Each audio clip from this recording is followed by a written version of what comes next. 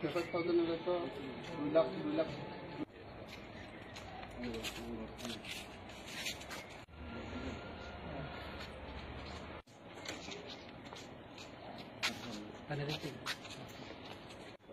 যে বনকর এরিয়াতে প্রচুর পরিমাণ ড্রাগস আজকে সাপ্লাই হচ্ছে, এই ইনফরমেশনে আমি আমার ওসি এবং সেকেন্ড ওসি এবং আমাদের টিএসআর স্টাফ 6 ব্যাটালিয়নের আমরা ওইখানে হানা দিই and we have recovered around 48 to 50 grams of heroine 4টা কেসে।